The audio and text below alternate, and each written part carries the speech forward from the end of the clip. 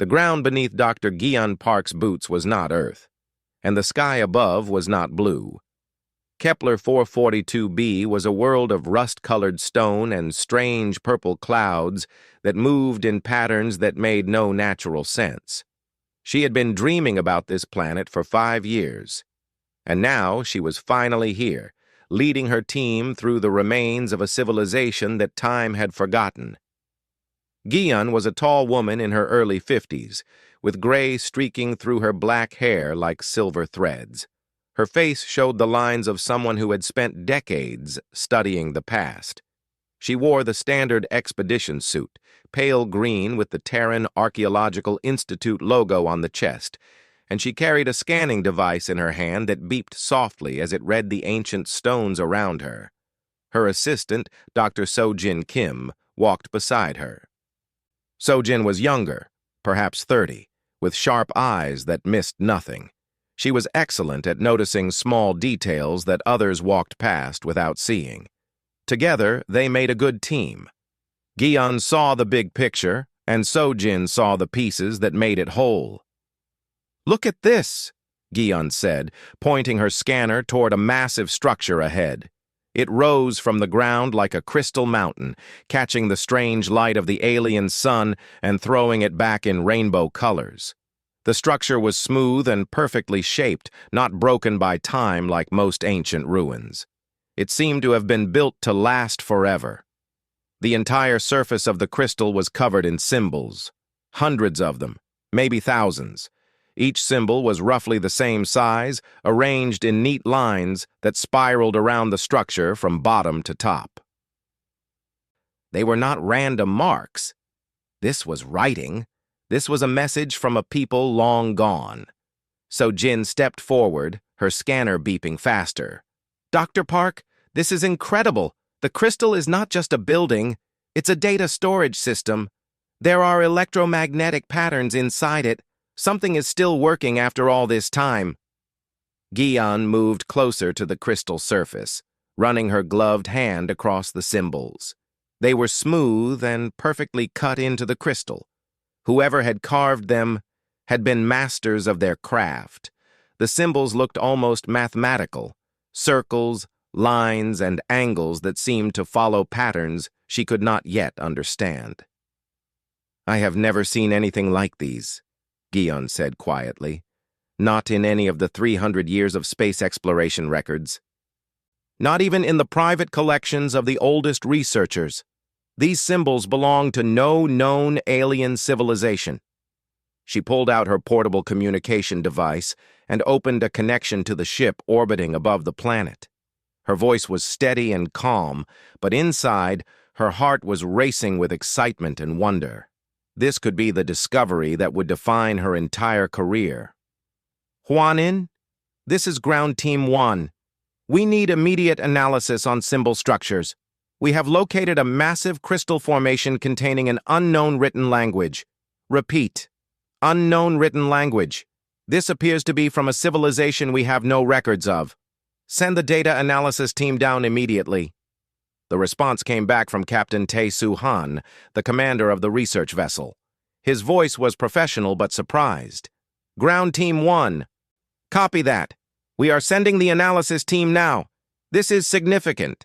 Preparing to alert the International Galactic Council."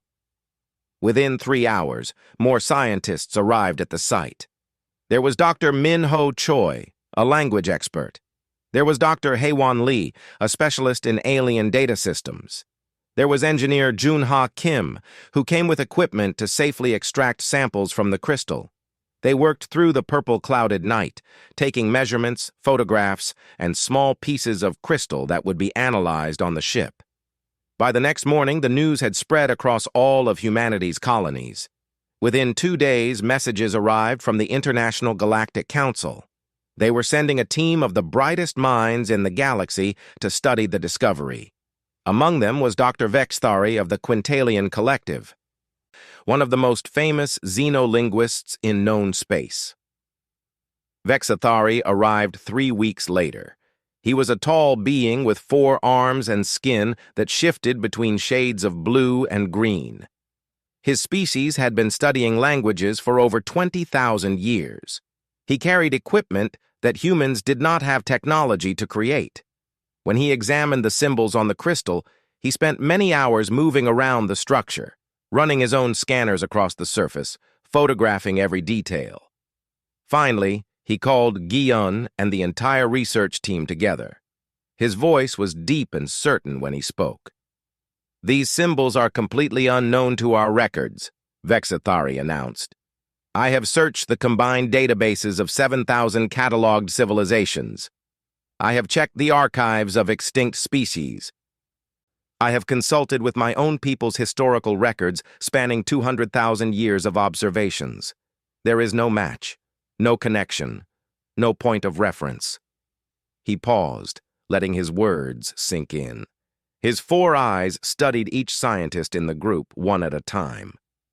"What you have found is either an undocumented civilization whose existence has been completely erased from memory, or this is a cipher, a code meant to hide information. Either way, breaking this language may take centuries of research, perhaps longer.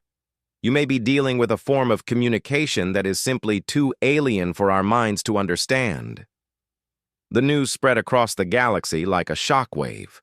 Humanity had been in space for 200 years and had never found anything that the Council could not identify. There had always been explanations. There had always been context, but this was different.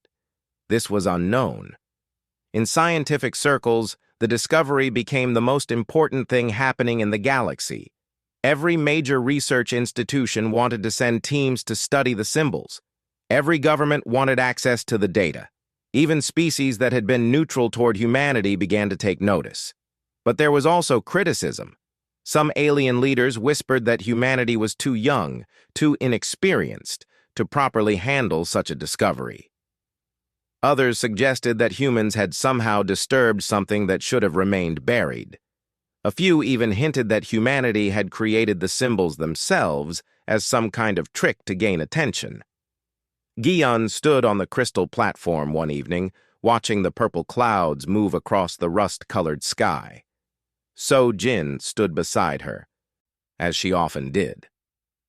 "Do you think we will ever understand what it means?" So Jin asked. Guion looked at the symbols, so perfectly arranged, so deliberately written. Someone had spent years, maybe generations, carving these marks into crystal. Someone had wanted these words to survive. Someone had believed they were important enough to preserve. "I do not know," Guion said, "but I know that we will try. Because that is what humans do. We look at something mysterious and strange and we do not look away. We step forward. We try to understand." The crystal seemed to glow a little brighter in the evening light, as if it had been waiting all this time for someone to finally notice it. The symbols kept their secrets close, but somewhere in those strange shapes and careful lines, a message waited to be read. A message that would change everything. Min Ali could not sleep. She lay in her small quarters on the research vessel Huanin, staring at the metal ceiling above her bunk. Outside her window, the stars were so bright they seemed unreal. She had been stationed on this ship for 3 years as a communications officer. Her job was to send messages between the ship and the research teams below, and to maintain the ship's connection with Earth and the other human colonies spread across space. But Minna had always been interested in more than just her assigned job. Since she was a child, she had loved languages and old writing systems. While other people studied the future, Minna studied the past. She spent her free time reading about Earth's ancient scripts, Egyptian hieroglyphics, Chinese characters, Mayan glyphs, and most of all, she loved learning about Hangul, the Korean alphabet that her ancestors had created over 600 years ago on Earth. She had even written a paper about Hangul for the ship's library database. She had explained how it was one of the most logical writing systems ever created. Each letter had a sound and a meaning. The letters could be combined in hundreds of ways to make new words and express new ideas. It was a system designed by brilliant people who understood both science and art. Now, lying in her bunk at 2 in the morning, she heard footsteps in the corridor outside her quarters. She heard voices coming through the ship's communication system. One of them was Dr. Gi-un Park, the expedition leader. The other voice was Vex Thari, the famous alien linguist. They were having an urgent meeting in the main conference room, and their conversation was being broadcast through the ship's general speakers, a sign that something important was happening. Mina pulled on her uniform and followed the sound of voices to the conference room. She stood quietly in the doorway, not wanting to interrupt. About 15 scientists were gathered around a large table with three-dimensional projections of the symbols floating above it. The projections turned slowly, showing the symbols from every angle. Vexathari was speaking, and he sounded frustrated. His forearms were moving in complex gestures that Mina did not understand. "We have analyzed these symbols 17,000 times," he said. "We have compared them to every known language pattern. We have tested theories about mathematical encoding. Nothing works. The symbols seem to have no internal logic that we can detect." Dr. Gi-un looked tired. There were dark circles under her eyes. "So you are saying we cannot translate them?" "I am saying," Vexathari replied slowly, "that breaking this cipher could take longer than my entire species has been alive. And my species is over 200,000 years old. You may need to accept that this is a mystery that will not be solved in your lifetime, or in the lifetimes of your children." The room fell silent. Mina could see the disappointment on every face. She stepped back quietly and walked away. She did not want the scientists to know she had been listening. Back in her quarters, Mina pulled up the symbol projections on her personal computer. She looked at the symbols one after another. They really were beautiful in their own way. Perfectly balanced, perfectly arranged, so intentional. But Vexathari was right. They made no sense. She was about to close the file when something caught her attention. The symbols seemed familiar in a strange way. Not the shapes themselves, but something about how they were organized. She had seen something like this before. But where? Mina opened her personal library and searched through her files. She found the academic paper she had written about Hangul. She pulled up diagrams of the Korean alphabet and placed them side by side with the alien symbols on her screen. She stared at them for a long time, her mind working through possibilities. Then it hit her. The symbols were not just arranged from left to right. They were arranged in perfect mirror images. If you flipped them horizontally, if you reversed them completely, they would look different. They would look like something. She was not sure what yet, but her intuition was telling her something important. Mina opened a basic image editing program and began to mirror the symbols. She took the first line of symbols and flipped them backward. She held her breath as the computer processed the command. The mirrored symbols appeared on her screen, and Mina's eyes went wide. She could not believe what she was seeing. The symbols had transformed. The curves and angles had rearranged themselves into something she recognized. Not perfectly, not exactly, but it was there. It was Hangul. It was Korean. Her heart was pounding so hard she thought it might break through her ribs. Her hands were shaking as she quickly mirrored more symbols. Every one of them transformed into letters from the Korean alphabet. Not all of them were perfect, but the pattern was unmistakable. Whoever had created these symbols had deliberately written them backward. Min-ah knew she had to tell someone immediately, but she was just a communications officer, not a scientist or a linguist. Who would listen to her? Would the famous Dr. Vexathari think she was foolish? Would the other scientists dismiss her because she was not formally trained in linguistics? She took a deep breath and made a decision. She would go directly to Dr. Gi-un. Dr. Gi-un had always been kind to the crew. She had always treated people with respect, no matter what position they held on the ship. Minna quickly copied her findings to a portable data chip and made her way to Dr. Guillon's quarters.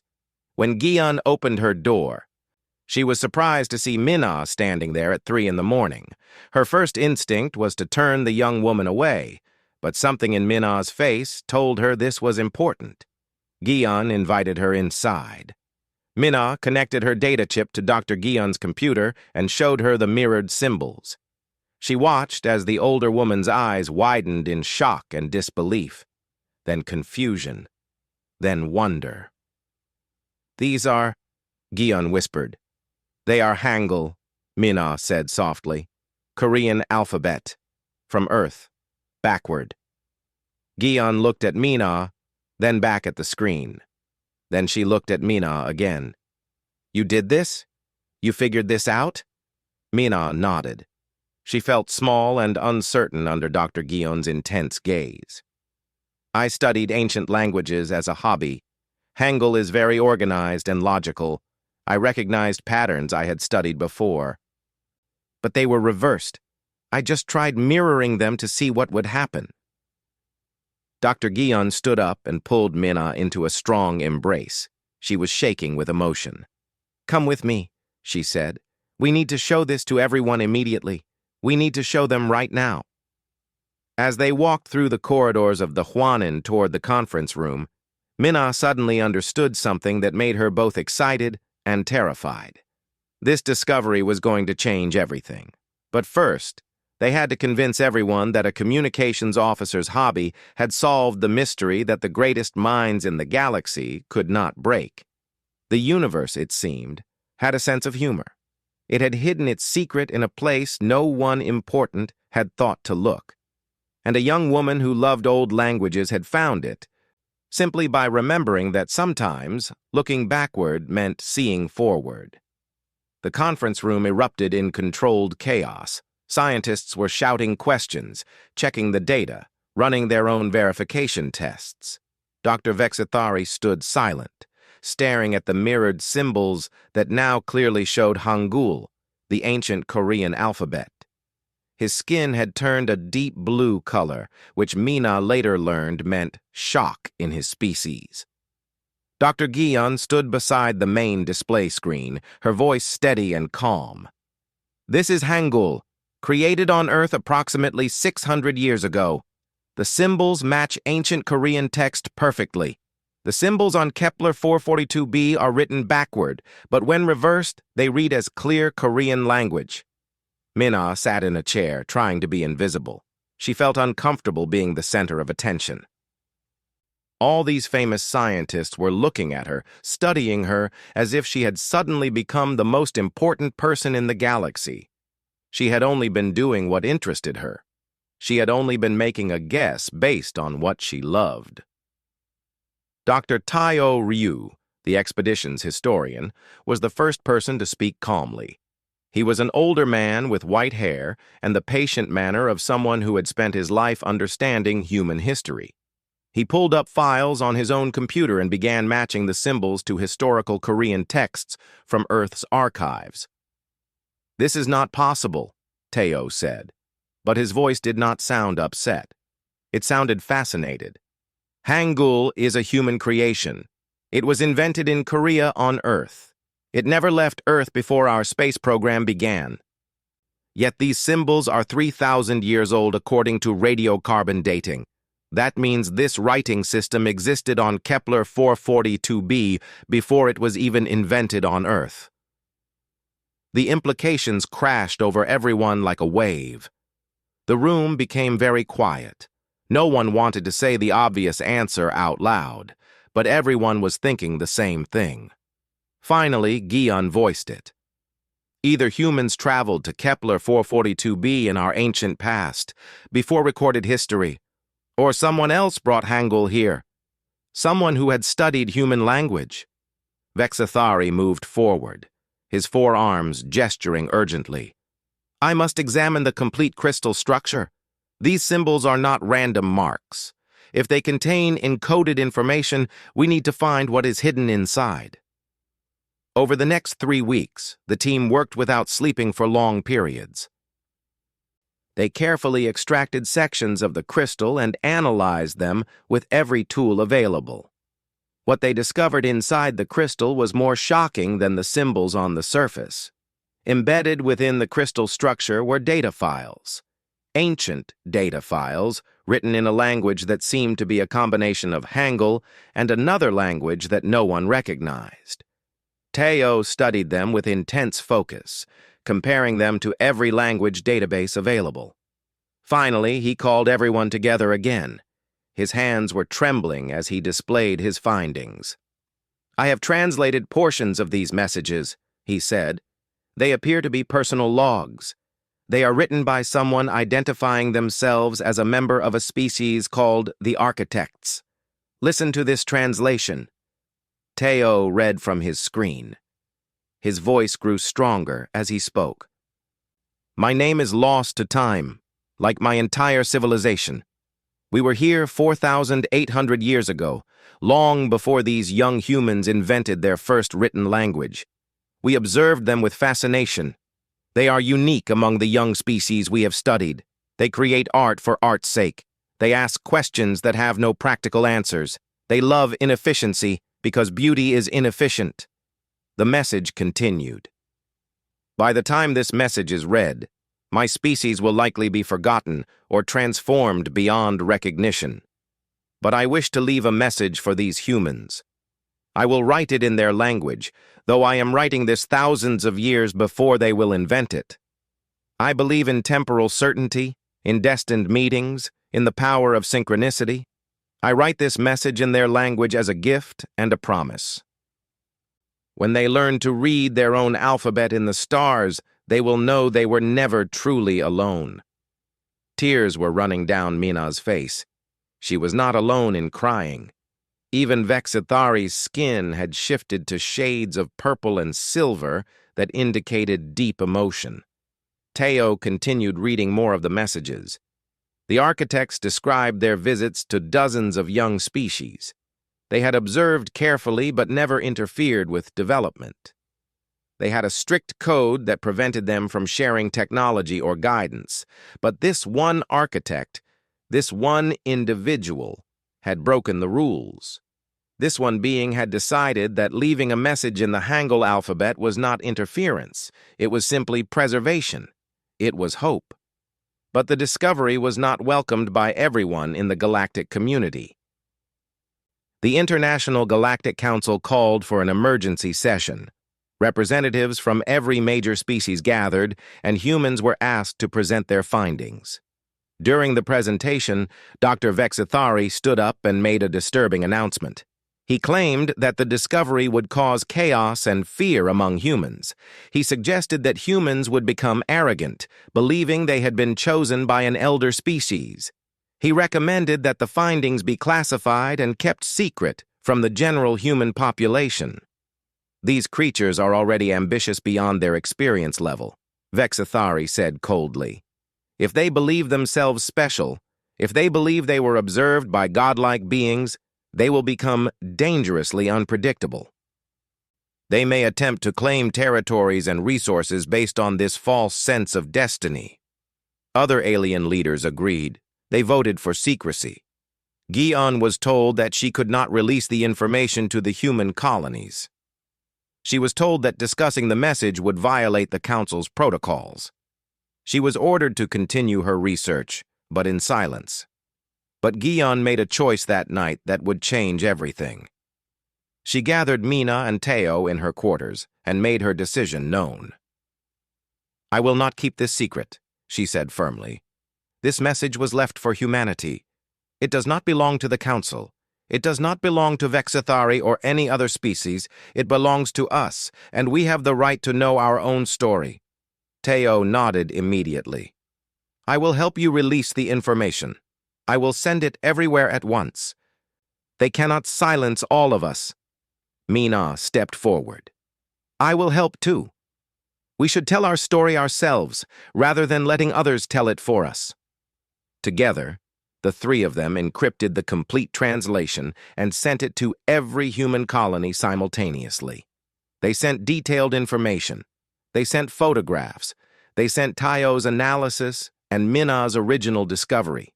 They sent Vexithari's recommendation for secrecy so that humans could understand that powerful beings believed they needed to be protected from the truth about themselves. Within hours, the message had spread across human civilization like lightning through a dark sky. On Earth, on Mars, in all the colony ships drifting through space, humans read about the architects. They read about the message written in Hangul. They learned that they had been observed, remembered, and believed in by an elder species that had vanished from the universe. Humanity would never be the same again. 3 months had passed since humanity learned the truth about the architects. The galaxy was in turmoil. Some species celebrated the discovery as a historical breakthrough. Others grew angry, claiming that humans had violated council agreements. Several alien governments demanded sanctions against human colonies. The political situation had become so complicated that no one could predict what would happen next. Dr. Q. Han was not thinking about politics. She was thinking about crystals. Q. was a quantum physicist from Seoul Station, and she had spent her entire career studying how materials worked at the smallest levels. When she heard about the crystal structure on Kepler 442b, she had immediately requested a transfer to the research team. For the past 12 weeks, Q. had been examining the crystal's atomic structure with instruments so powerful they could see individual atoms and how they were arranged. She was fascinated not by the symbols or the messages written in Hangul. She was fascinated by the crystal itself. There was something wrong with it, or perhaps something impossibly right. The crystal did not obey the normal rules of physics. Its atoms were organized in patterns that should not be possible. They should have degraded over thousands of years. They should have become unstable and broken apart. But instead, they were perfectly preserved, as if time had no power over them. Q. spent long hours in the laboratory running tests and analyzing data. She barely slept. She forgot to eat sometimes. But gradually, she began to understand something amazing. The crystal was not just a data storage system written in Korean. It was something much more complicated. It was an instruction manual written in atoms and quantum states. She discovered that the architects had used a technology that encoded information not in symbols or in magnetic storage like humans used. They had encoded it in the very structure of matter itself. Each atom was positioned precisely to contain specific information. Each quantum state represented data. The crystal was not 5,000 years old. It was being maintained by a self-repair system that had been running continuously since it was created. Q. called Dr. Gion immediately. "I have found something," she said. "Something bigger than the messages. Something that explains how the crystal is still functioning. Something that changes everything." Gion arrived at the laboratory within an hour. Q. showed her the quantum analysis. She showed her how the crystal was not a passive monument to the past, but an active system with intelligence built into its structure. "The architects did not just leave a message," Q. explained. "They left instructions, and those instructions tell us how to access something much larger. There is an archive, Dr. Park, a complete archive buried beneath the surface of this planet. The crystal above ground is just a key." "What kind of archive?" Gion asked. Q. pulled up more data on her screen. The instructions describe a library, a place where the architects stored knowledge from 17 different civilizations. They were not just observers, Dr. Park. They were scholars. They studied other species and preserved what they learned. Everything is stored in a quantum state beneath this planet's crust. It is a complete database of civilizations that may not even exist anymore. Gion's heart was racing. "Can we access it?" "That is the interesting part," Q. said quietly. "The instructions are written in a language that uses mathematical concepts and Hangul in combination. The architects designed this system specifically so that humans would be the only species in the current galaxy that could understand how to open it. They coded the instructions using Korean alphabet because they knew that only humans would have humans who remembered that language and who valued it enough to study it. But how did they know what language we would develop? Curie smiled. I do not think they knew. I think they believed in something deeper. I think they believed in the idea that every species that reaches consciousness creates ways to express themselves, and those ways have patterns. They believed that if they left instructions written in multiple formats, quantum mathematics and Hangul combined, then eventually a species would evolve that could read both. And that species would be human. Over the following weeks, more researchers joined Curie's project. They began the process of decoding the complete instructions. The work was dangerous and delicate. The crystal had to be accessed very carefully. One wrong calculation could destroy it and the archive forever. But finally, they had the complete picture. The instructions were clear. The archive could be opened. But it required the combined knowledge of three scientific fields: quantum physics, linguistic analysis, and temporal mathematics. It required researchers who could understand both ancient languages and cutting-edge technology. It required a species that was young enough to have hunger and courage, but educated enough to handle what they would find. It required humanity. When this discovery was announced, the Galactic Council could not deny it any longer. The evidence was undeniable. The architects had planned for this moment. They had left the messages, the crystal, and the instructions specifically for humanity to find and use. This created a crisis. Some council members argued that giving humanity access to ancient technology would destabilize the power balance in the galaxy. Others suggested that perhaps the architects had made an error and humans were not ready, but a few council members saw the truth. They understood that the architects had been correct. They understood that humans had exactly the qualities needed to unite other species through knowledge. Vexathari came to Dr. Guillaume privately. He was alone, and his skin was the soft colors of shame and regret. I have made a grave error, he admitted. I believed humans were too young, too ambitious, too unpredictable. I sought to protect my own people from what I feared, but the architects were wiser than I am. They saw in your species something I could not see. They saw potential. What changed your mind? Guillaume asked. I watched your response to this discovery, Vexathari said. Humans could have demanded control of the archive. Humans could have used this knowledge as a weapon to gain power. Instead, you have proposed opening it in cooperation with other species. You have offered to share whatever knowledge exists with the entire galactic community. This is not the action of a species that desires domination. This is the action of a species that desires understanding. Dr. Guillaume smiled.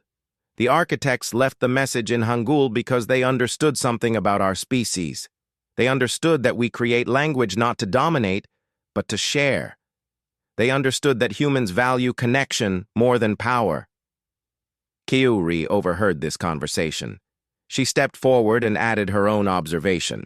The architects also understood that the most important tool in the universe is not weapons or technology, it is perspective.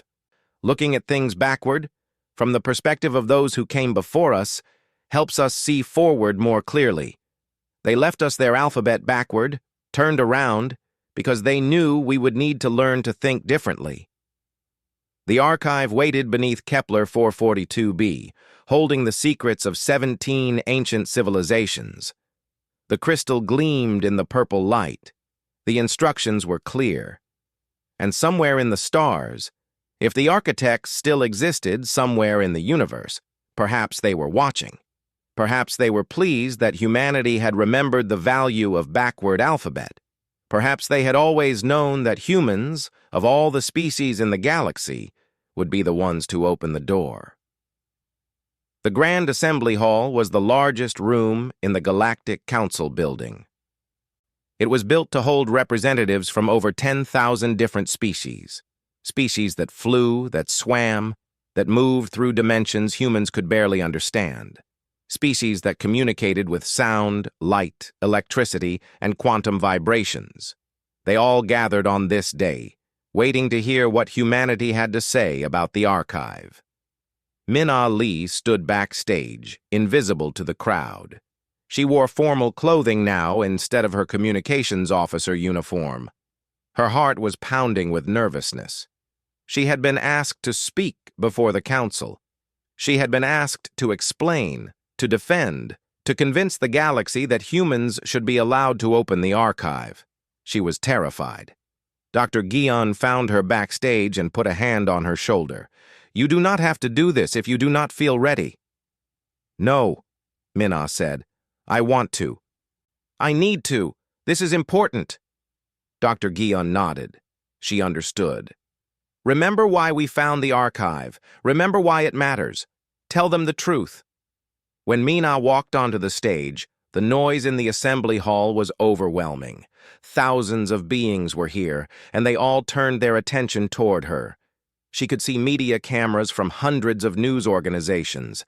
She could see the faces of powerful rulers and ancient scholars. She could feel the weight of history. She walked to the center of the stage and began to speak. Her voice was small at first, but it grew stronger as she found her courage. "I am Min-Ah Lee," she said. "I am a human. I am not a famous scientist. I am not a powerful government official. I am a communications officer who studies old languages as a hobby. But I am here because I found something that changed everything. I found symbols written backward, and when I reversed them, I found Korean alphabet.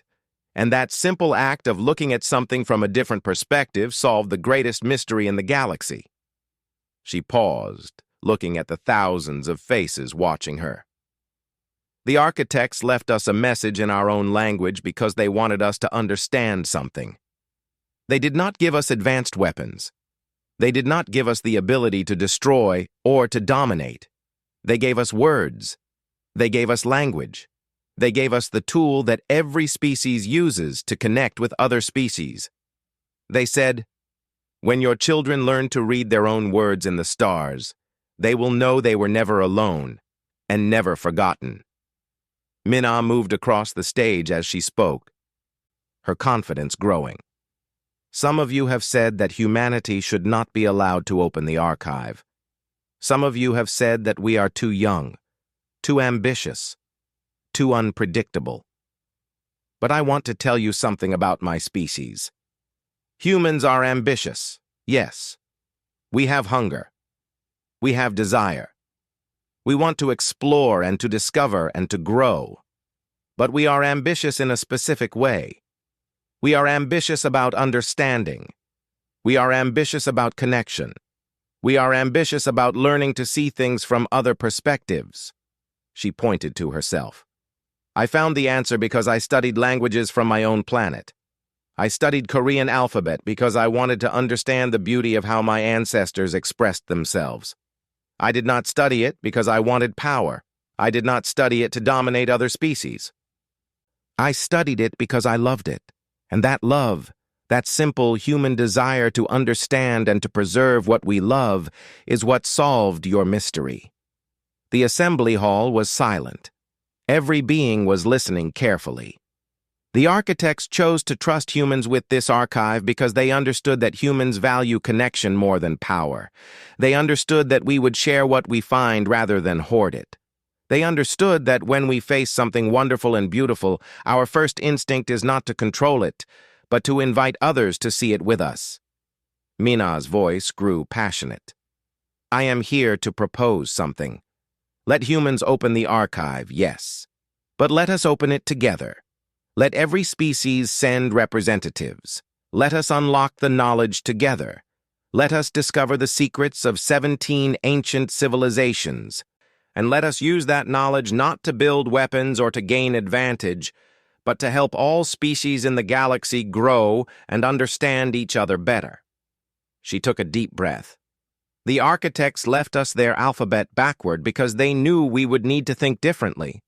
They knew that wisdom often requires us to reverse our assumptions. They knew that perspective is the most powerful tool in the universe, and they trusted us to share that tool with others. When Mina finished speaking, the assembly hall erupted. Some species made sounds of agreement, others flashed light or sent quantum signals, some simply applauded in their own ways. Even Vexithari stood up and extended all four of his arms in a gesture of support. The vote was nearly unanimous. Humanity would open the archive. But they would do it in cooperation with the entire galactic community. Representatives from 100 different species would be allowed to participate. Scientists, scholars, and philosophers from across the known galaxy would work together to unlock the secrets of the architects. 3 weeks later, on Kepler 442b, the ceremony began. Dr. Guion stood at the crystal with Q Rihan beside her. Around them were scientists from dozens of different species. They performed the ceremony together, following the instructions that the architects had left. They used quantum mathematics to align the crystal perfectly. They spoke words in Hangul to activate the ancient systems. They worked as a unified team. As the sun set over the rust-colored landscape, the archive began to open. The ground beneath their feet trembled. A circular entrance appeared, revealing stairs that descended into darkness below. Inside that darkness was knowledge that had been waiting for 5,000 years. Inside that darkness were the secrets of civilizations long forgotten. As the first team prepared to descend into the archive, Vexithari approached Min-Ah. His skin had taken on colors of deep respect and humility. "Young human," he said, "I was wrong to doubt your species. I was wrong to fear your potential. You have taught me something that no school in my 200,000 years could teach. You have taught me that the highest power is not in weapons or in ancient knowledge. The highest power is in the willingness to share, to collaborate, and to believe in other beings. Thank you for this lesson." Min-Ah bowed respectfully. "Thank you for listening. Thank you for changing your mind. That took courage, too." As night fell on Kepler 442b, the opening to the archive glowed with soft light. Scientists from across the galaxy began their descent into the darkness. They were no longer strangers. They were partners. They were united by curiosity and by the simple belief that knowledge should be shared. The backward alphabet had done more than solve a mystery. It had united the galaxy. It had shown that cooperation was possible. It had proven that humans, despite their youth, despite their inexperience, had something precious to offer to the universe. They had the gift of connection. They had the ability to unite others in common purpose. And they had the wisdom to share their greatest discoveries with all beings, not to hoard them for themselves. The archive waited in the darkness below, holding 17,000 years of ancient wisdom.